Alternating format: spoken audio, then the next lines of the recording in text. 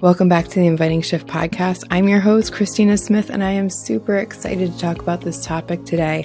And one of the main reasons we don't make change is because somewhere inside we have this voice, these limiting beliefs that stop us from really believing that we can change. And when we don't know if we can change, if we're kind of flopping on that, what happens is we go back to our old defaults. So today I have Sarah Thomas, the CEO of Burn Fat and Feast, here with us today, who's going to talk to us about these limiting beliefs and how we can move past them, way past when we have the motivation to do it, because I know that that's one of the things that we struggle with.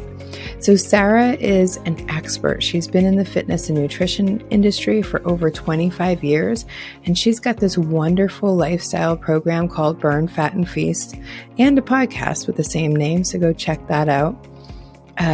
But she has a step-by-step system that educates and empowers women to finally shed the excess weight, increase metabolism, stop the yo-yo dieting for once and all. So if that is interesting to you, I hope that you'll go connect with Sarah as well, but come listen to this conversation we had about limiting beliefs. It is my pleasure to introduce you to Sarah Thomas. Thank you so much for being on our podcast this week. Thank you so much for having me. It is such an honor to be here. Yes. So tell us a little bit more about you, your journey, and what it is that you do today. Yes. So my journey, I just kind of backtrack my journey basically all the way from my childhood days. I was a very overweight, obese child. And so I say that my journey started way back then because honestly, from that point in time, I had zero confidence. I had, every reason to go down a different path from where I am today. And today I'm in the wellness field and fitness and nutrition. So not the path that I thought I would be on at that time in my life. And I had all the thoughts in my head of why I couldn't, right? Why I couldn't be thinner, why I couldn't be an athlete, why I couldn't be like this friend and, do all those things. And obviously comparison takes a hold at that point in your life as well. But from that point, I started my journey through what does it mean to be healthy. And obviously today I'm 45 years old. So my journey looks very different today than it did then, but it did start physical at first because physically I felt like I did not fit in. And so, I started exercising. I started learning how to eat well. I did actually go down a path of anorexia as a teenager. So I've been on like all ends of the spectrum. And from that point in time, I thought, okay, I have to learn how to eat healthy. It's not eating less. It's how do I eat? How do I fuel my body? And so, I also went down a path of over-exercising for a while. So all the things have happened in my life, and through research and really digging in to what my body needs from the inside out, it is where I am today. And so today I focus on teaching women how to do it correctly, how to do it from the inside out. And that really does start with loving yourself first, right? Because if we don't love ourselves first, we can't do anything else. We can't be anything physically, and we really can't be there well for anyone else in our life. And so to say that I had a few limiting beliefs along the way is probably the understatement of the decade. I think that we all suffer from limiting beliefs, whether or not we actually see them. I know that some of my clients are like, it's just that way. And it's like, woo, like that. Sometimes we have to talk them down from that ledge because it's not all black and white. And just because, and it would be really easy for you as an overweight child to say, well, this is just the way I am. And, it's just too bad, can't change it. And I think that first limiting belief is just that growth mindset of not having one, basically, of being like, well, it's always been this way. It's got to be this way. 100%. Yes. Yes. Yeah. So, what are some of the other, like, and believe me, I know because I have clients that they really struggle with their health, especially a lot of women who maybe were thin most of their lives, right? And just maybe naturally, but when we hit midlife, suddenly our bodies change a bit and we Yeah. start carrying weight in places that we never had weight before. And I can tell you, I have COVID weight that is like, it's in my belly, it's in my hips, and it's like, wow, I never had a booty before, Oh, which yeah. is fun for a little while. And then it gets bigger, and then you're like, okay, something different needs to happen because the way that I was eating and exercising in my 20s and 30s doesn't work for me anymore. I've had to Mhm. shift a lot of things. Yeah. Yes, absolutely. Yeah. So, you were saying, you have to really kind of start there. I will say, and then just to be totally honest and transparent with my own journey and really what I see with a lot of women, I'm sure you see the same thing, is that we have to block out what other people are saying to us Oh, because our oftentimes our limiting beliefs start there. And again, I'll speak personally here and say that I was told as a child I couldn't, I wouldn't, I would never, over and over and over again. And those words start to sit with you, and that becomes your reality. mm, And so I would say, most definitely, if you hear that on a daily basis, walk away from it, run away from it, whoever is telling you those things, and know that that's not your reality. So those words that you hear from other people can be incredibly damaging and make you feel like maybe I can't. Maybe you're right. right. If nobody else believes in me, and especially Mhm. if, like I heard you say about self love, if we don't have enough wherewithal to understand that we have our own truth and like really honor that, that's what I kind of feel like self love is, like honoring our own truth.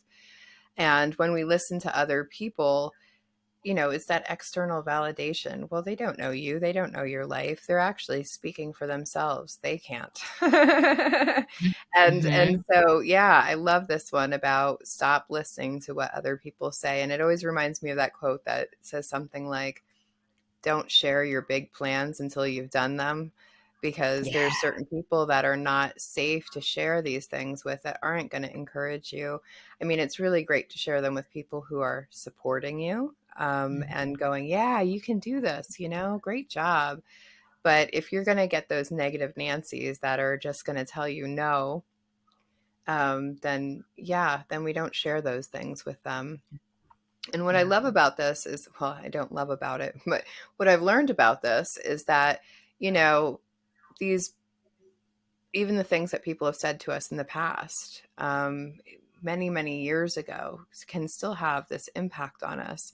So looking at those different things, like you had to look at your childhood and who were those people telling you couldn't, shouldn't, wouldn't, right? And how can we almost like exercise that voice from our heads? Like, Yeah. how can we kick it out and go, nope, that doesn't fit for me anymore?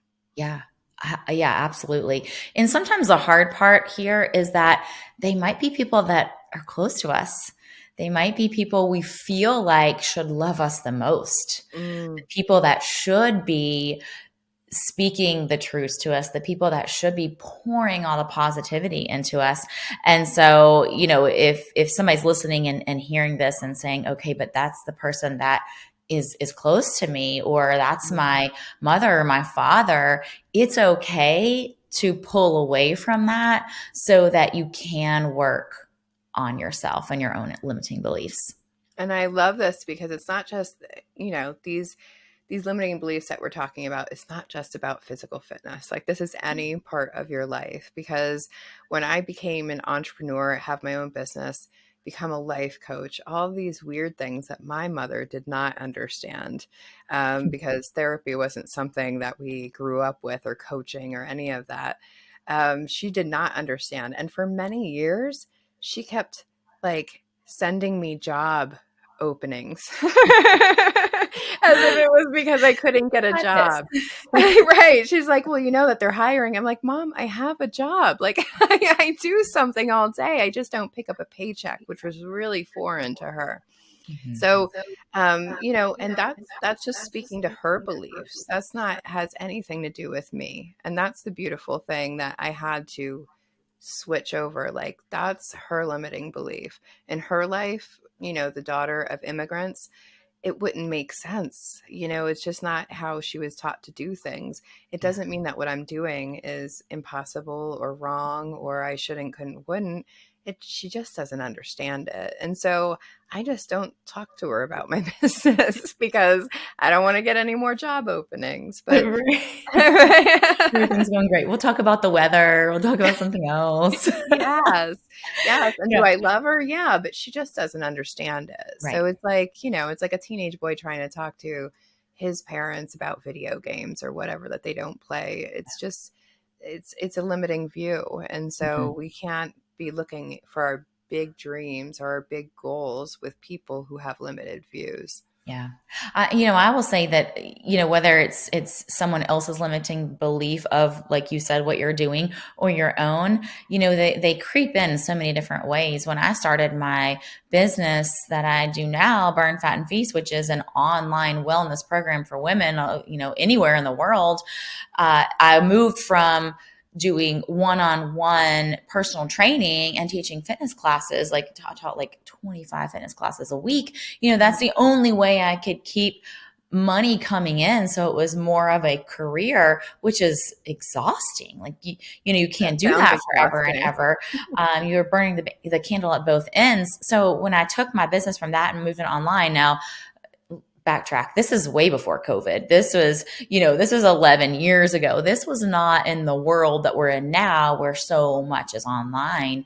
Uh, People told me left and right, what are you doing? This is never going to work. This isn't something that is sustainable. This is not something that people want. This is, you get out there and go personal train people. Like, you can't Right. do They want to this go to the online. gym, right? I mean, Right. but that's what Right. everybody Go always get hired. believed. Yeah. And because of all of that, started thinking, well, gosh, I mean, I feel like I have a really good vision for this, but maybe not. Maybe they're right, and that can start creeping in too. And so there's a few things that I did personally with my business that I would love to share today to kind of Absolutely. keep that from creeping in. When you feel like, okay, I feel pretty focused. I feel pretty much like I'm going down this path. But then when all the other noise starts creeping in, I feel like that's when we are like, ooh, okay, maybe pause. Maybe I'm wrong here, and all those second thoughts come And in. I feel like that comes every time we want to up level, every time we want to grow. I mean, it just comes back every time. But tell us about some of the shifts that you made and how you kept all those voices from stopping you from building this really beautiful business. Yeah. So the first thing is confidence. We have to have the confidence to move forward. And that's part of that is being comfortable in your own skin. But part of it is just the mental confidence that I can do this and I'm going to continue along step by step. And I might take 2 steps backwards, but I'm going to take a step forward and a step backwards. And that's okay. And so that confidence is a feeling. And I think that we need to start by remembering that confidence is a way that we feel, and we have the power to give ourselves that. And and so when we are talking about how we're going to create more confidence and start to love ourselves a little bit more on this journey, I really feel like the very first thing that I did was look at myself at that moment in time. I thought, okay, where am I now? Here I am now. And here's where I want to be. Yes, all the goals and the dreams are right here in front, but where am I now? And understanding where you are now is how you progress forward in loving yourself now. Yes, I want this amazing business and all these things and more time with my family. And I have 3 kids. So obviously I don't want to be working at a gym all day, all night long. I want to be able to be with my family. But it was part of that was understanding where I was at that moment and being okay with where I was and loving my journey at that point in time, because we are all so incredibly good at saying, yes, but Oh, when I yeah. get here, when I do that, right? That's when it's going to be I just amazing need, and great. yeah. Well, I think people think that confidence, I always think confidence is a skill, and it's a skill that we build, right? It does become a feeling, but before it's a feeling, it can be Yes. really uncomfortable because we're doing new things. It's like, yeah, it's just like we're doing all these new things and we're expecting to feel confident the first time that we do them.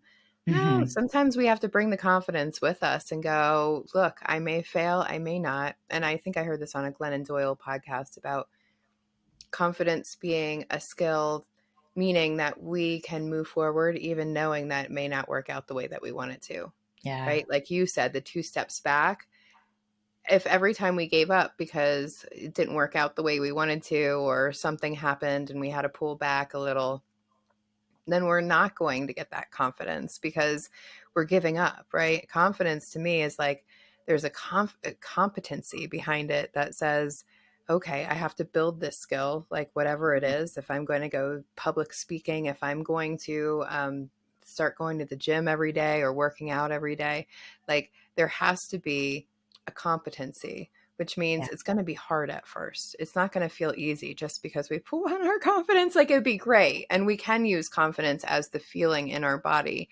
And just keep in mind, we're building that pile of evidence that says, yeah, we can do this. Right. And I think the more that we do it, it becomes easier. It's like tying our shoes. It probably took us 2 months to learn how to do it. Probably me anyway, 2 months to learn how to tie my shoes.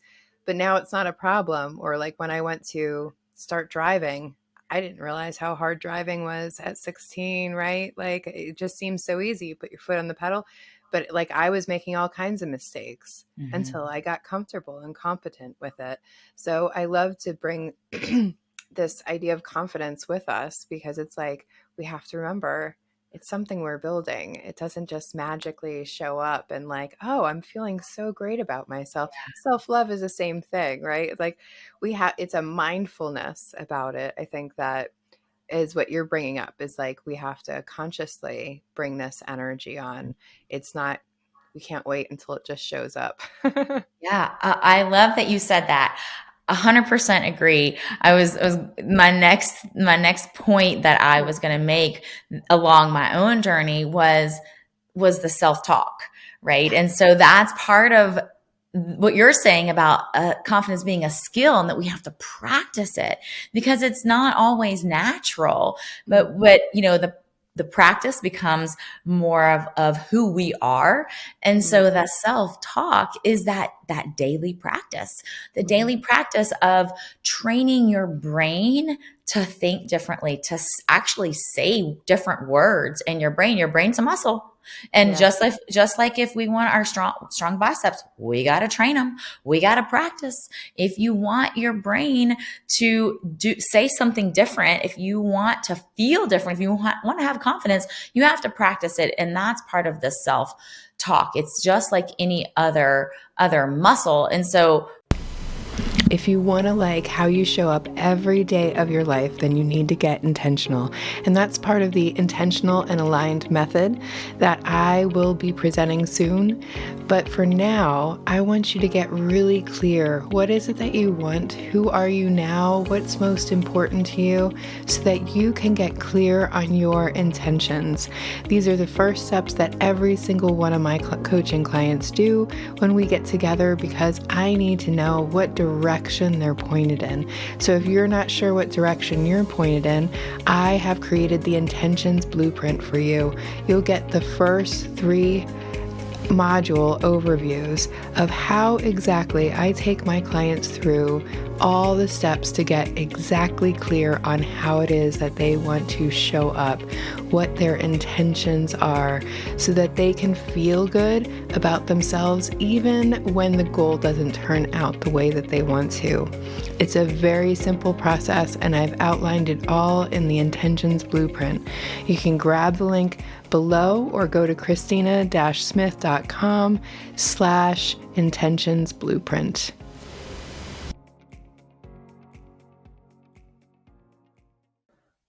Whoops, we had a little technical difficulty, but Sarah was talking to us about limiting beliefs, and we were also talking about the self-talk, which I think is so important, because I used to call myself jokingly, I was like, oh, but I'm just joking. I would call myself a stupid bitch. Well, every Oh time my that came up, right? I mean, but I would be like, oh, you're such a dumb bitch, like, but my brain's hearing that, God. like I used to think it was a joke, but like when we say those things, our brain starts collecting all this evidence as to, oh, remember all those times that you messed up? Remember all those times that you screwed up? And that's what your brain is now focused on, rather than like, instead of joking, now I'm so loving to myself. I'm just like, good job, Christina. You did that hard thing. That was so awesome Mhm. of you, right? Yeah. Instead of making it really, really hard. But I didn't mean to interrupt, but technology. So tell us a No, little bit no. more about how we manage this self-talk. Yeah, yeah. So, we have to practice it. And even if you tell yourself, I'm just joking, like that's what you're remembering and that's what you go back to. So we have to practice, training our brain just like we do any other muscle in our body. And so one of the things that I tell clients when they're really struggling with that negative self-talk and getting out of it is to start noting, write it down or just take notes throughout your week of when you notice, oh, there it is. There's the negative self-talk, and write it down, and then create another list of, okay, instead of saying this, here's what I'm going to say now. Here's how I'm going to talk to myself moving forward. Sometimes just acknowledging when it happens throughout the day, it makes us realize, oh yeah, you know what? That really is affecting my day or my week. And so this can start as soon as we wake up in the morning. We can Oh, start talking absolutely. ourselves out of getting up out of bed, getting up to work out, uh, having breakfast or not, or I don't want to go to that meeting. It's going to be so boring. I mean, good grief, right? How many Well, we make the whole times? day so much heavier than it needs to be. Oh, Jesus. Okay. Did I do it again? No, keep going, and I'll have to edit this episode a little bit. But it should still be going. Okay, okay. I was like, oh gosh, something popped up on my end too, so I don't know what that was. It looks like it's still recording though. Okay, okay. Hmm. I don't want to say. Sorry. No, you're fine. You're fine. So the positive self-talk is huge and changing any type of limiting belief that we have, right? So if we want to make a mental change or even a physical change, I truly feel that that's where this all begins. You want to create physical changes, it starts here. This is where it all starts. Another really powerful exercise that I personally use every day. I've used it forever and I still use it to this day. And I say that because so many women will say, yeah, well, I mean, you do this now and you're used to it. I'm like, no. I still show up like this every day. Is I have like daily mantras that I'm working on. These are things that I want to do or be or feel or become. And so I write them down and I always choose like around 4. I always say 3 or 4. If you choose too many, then it just becomes overwhelming. Yeah. But those are things that maybe you don't necessarily read and you're like, I don't really feel like I believe them just yet because those limiting beliefs are still in front of you. But that's who you want to be. And so maybe your mantra is, I am strong and confident. I am able to tackle anything that comes my way. I am positive and encouraging to people around me. Whatever it is that you are working on to better yourself, those daily mantras are important. And I there's so much research to the whole pen to paper aspect of things. You can obviously put it in your phone, but these are things that you want to see throughout your day. And so oftentimes I will have it on my phone as like a screenshot. So I will kind of glance at it and just read it to myself. But what I have felt is the most powerful is to put this on a Post-it note. It's not the most pretty thing, but put it on a Post-it note. You can do it pretty, I'm sure, but I put it in my bathroom and just stick it on the wall, because I'm in my bathroom twice a day, at least brushing my teeth. So you're going to read it, and I read it out loud because, again, there's power to saying it out loud and your brain hearing it over and over again. But reading that over and over has been incredibly powerful to changing who you are, who you want to become. And then you just say, I'm a woman who shows up every day for myself. I'm a woman who meal preps every day. Whatever. I'm a woman who doesn't do chaos, right? And you don't accept it any longer. Yeah, I love that. And I know that sometimes I have clients that are like, but I don't really believe in that mantra. And so one little tip that I have around that is, if you say you want your mantra to be, I am powerful and strong, and you don't quite believe it yet because maybe you haven't done anything to get there and you just aren't feeling that, I ask them to start the sentence with, I'm open to seeing how I'm powerful and strong. So at least we're telling our brain, this is what I'm looking for. I'm looking for this evidence that I am powerful and strong.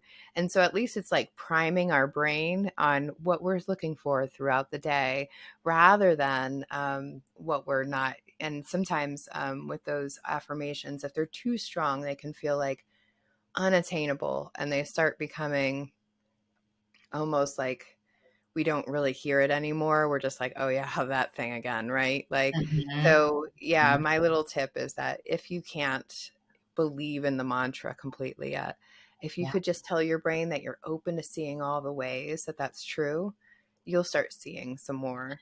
And then you can switch to, I am powerful and confident, or whatever. Absolutely. Absolutely. That sometimes, when you write it out, it can feel intimidating, like, ooh, yeah, that sounds great. I'm just not sure if I'm going to get there. And 100% agree with you. One of the things that I'll share, one of my personal ones that I've had, I would probably say a year now, that I've been working on, and I've changed the wording on it quite a bit for that very reason, is I show up fully present for my family. And that's a struggle for me because I'm a business owner. I feel like all business owners are like, yes, hallelujah, amen, I'm with you. Because it's hard to turn it off, right? We always feel like we're on. But that's huge for me. I have 2 teenage daughters. I have a 10-year-old son. And so showing up fully present for them is incredibly important, not only for myself, but for them and our relationship. And so that felt really daunting to me. So again, I've changed the wording around, but the biggest thing that has helped that for me is to start showing up like the person that does that. So if it feels big, so that felt really big, I'm like, oh my gosh, I don't know that am I fully present? Then I start questioning, am I ever fully present with my kids? I was thinking about this while my son was telling the story. And so it felt large. And I sat down and I said, okay, how does this person show up? And how do I need to make changes to show up like that person? So one of the biggest things was, you just don't have your phone in front of you when you are spending family time. That seems so simple, so simple that it's hard to do occasionally. So start showing up like the person that you want to be is one of my biggest tips. If you want to start working out at 5 a.m., you're like, oh my gosh, that feels really heavy and I want to sleep in. Well, what does that person do? That person shows up. Not only does that person show up at 5 a.m., but that person probably is also going to bed early. And that person probably is shutting things down before so they can get in bed. Maybe they leave dishes in the sink because they want to go to bed, to get up for that 5 a.m. out. So I think really focusing when it does feel big on like, how can you show up like that person, or how can you do things differently to be the person you want to be? Right. And I mean, that's what I talk about alignment. Like, so we're Mm, making choices that are in alignment with the person that we want to be. yeah. And so if I want to be a big, strong, powerful power lifter, then I need to show up to, pick up the weights every day. Like, I mean, there's just certain things that are going to go with that. And with that, if I was going to be a power lifter, I would also have to eat the proper foods to get the right amount of protein. Like, there would be other things that I have to do Yeah. in order to really show up that way. So this isn't faking it till you make it, because I hate that phrase, but this is like acting as if I'm already stepped into those shoes and I'm feeling confident about this person. Yeah. Yeah. You just start walking it. You just walk that journey. I think the other thing that I always remind myself, as well as my clients, is the consistency. Mhm. Commit to it, whatever it is, whatever is holding you back, letting go of the limiting beliefs, is be consistent for you, show up for you, love yourself every single day, create that positive self-talk every day, have those mantras around, show up every day for you consistently. And I think as I talk about consistency, that can also feel overwhelming, because for a lot of people that means, okay, now I have to do all these 10 things differently in my life in order to be this person. I have an entire list of things that I need to do or not do. And to that I say, just commit to whatever you can follow through with, and One start, only yes. that. A little Only. momentum. Like, that's it. Just start with one thing and then make it small. Like, would I love a 3-hour morning routine? I would, but I'm not a morning person. So that would seem silly for me to get up at 4 a.m. and do that until 7 a.m., because that's never going to happen. I know that. But if I can tell myself I'm going to get up 5 minutes earlier and I'm just going to start stretching today, and then maybe next week I can add on another 5 minutes, because if we get the momentum and we get enough benefit out of it for us, again, to build that pile of evidence that this new way of being is the way that I want to be and that I can be, then that's different. And I got to tell you, it's a lot easier for me to get up 5 minutes earlier than it is for me to be like, I always feel like it's like January 1st, I'm a whole new person. I'm going to eat all the good food. I'm going to do all the good exercise. I'm going to journal and I'm going to meditate every day. And it's like, ooh, you're setting yourself up for, like, that's an entirely different life. Absolutely. Yeah, you're right. And we can do this in so many different aspects of our life. New Year's is a great example, because we want to do all the things better and all the newness, and it becomes too much really fast. I call this consistency, I call it the domino. Mm, You just have to find the very first one, the one. And what I love about this experiment as you walk through it is, sometimes, like your example of, okay, I'm gonna get up and I'm gonna eat better and whatever, all the wellness goals. Sometimes you pick the one thing, and maybe that one thing is, I'm gonna get up early, and then I'll create that momentum and things will be better. But it isn't the domino. It's not the first domino. It's like a middle domino. And it lets mm. some things fall, and it creates some momentum, but not what you wanted. And so then you have to go back, and that's fine. I want to really I want that message to be out there. It is okay to go back and say, you know what? That wasn't the thing. That wasn't the Mhm. thing that I needed. What I needed was something different, and go back. And maybe that domino was not the first one. And then you find that very first domino, and it pushes everything else down, and it creates all the momentum that you need to move forward and release the limiting beliefs, and it all snowballs. Yeah, yeah, and I always say sometimes it's okay to start with the easy thing, right? It's okay to start with the easy thing. If it's one thing that I can be like, oh, I can do that. When I started my healthier goals, one of the things on the list was take a probiotic every day. I'm like, that one I can master. I can do that. I mean, that's like 30 seconds. But in that 30 seconds, I'm like, good job, Christina. you did that thing that was good for you. Yeah, Yes. good for you. So that I can start bringing that into other things like, okay, well, can I start stretching in the morning, or can I make sure I at least write down my intentions every day, Mm, whatever that thing is. So start with the easy thing if it's going to help you get that domino effect. mhm. Lovely. I love that because I think that we try to make things so hard sometimes. We do. We overcomplicate everything. We do. And sometimes it just takes like talking through it. I do this on a regular basis, and my husband also owns his own business, and I'll sit down and talk to him. I'm like, okay, that seems so easy now. Now that I said it and talked to you, he's like, okay, so you don't need me here. I'm like, no, I'm good. I'm good. Just overcomplicated it myself. Thanks. Right, right. And we can do that. So I know that's one of my wounds. I always make things harder because I always have that phrase, hard work equals success. So I think everything has to be hard somewhere. That's a limiting belief that I have, is that, and even when I started my business, I started by doing all the hard things first, and I hated it. And it was just like, of course you hate it, because you started a business to do all these really great things, and you're Mhm. making yourself do all the hard, nasty stuff first. So you're too exhausted to do the fun stuff. So we can start with the easy thing and just get a little bit of momentum, or even back up, like you said, and find another easy thing that feels better if And that doesn't sometimes work it out. just brings more joy to it. Yeah. Bring joy to the process. It's okay to have joy If along the you're way. having joy, you might be more encouraged to do it again. Wow. Maybe we'll stick to it, right?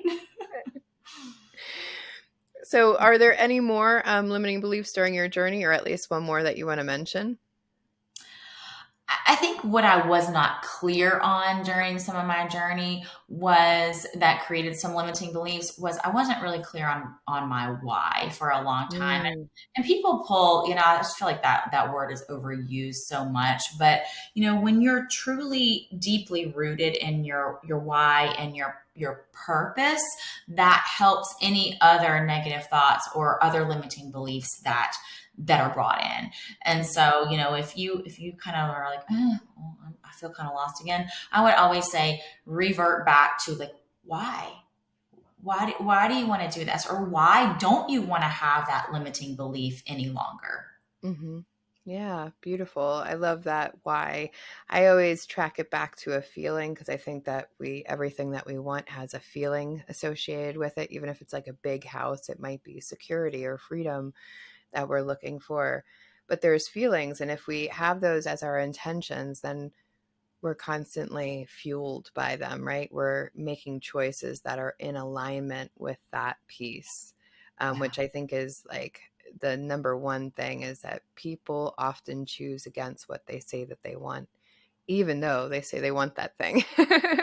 Like, Uh, I can say I want to spend more time with my kids, like you, like I want to be more present with my family. But if I choose to work or keep that phone in my hand the entire time, am I really being present? Is that a choice that's really in alignment with what I truly want? And it's mhm. not, right? And then so we go back to that why, and that why is like, because I really care about my family and I really want to be there for them. So maybe I can say no to working after 6 tonight, or whatever your thing is. Yeah, that's so true because I do a 5 why challenge with my clients, and they always start with a very surface level. I want to lose 20 pounds. I don't want to be feeling like I'm falling out of my pants. And, it's I always love something like that. that. That's the first phrase. It's not this, right? That's usually the first phrase I always get, is like, not this way, not this low energy, not this self-talk that I'm talking to myself negatively all the time. So, and that's part of clarity, but that's not quite clarity, is it? But it does. It always ends with a feeling. Yeah. So that was 100%. That's what we Yeah. always end with. Your why has something to do with a feeling.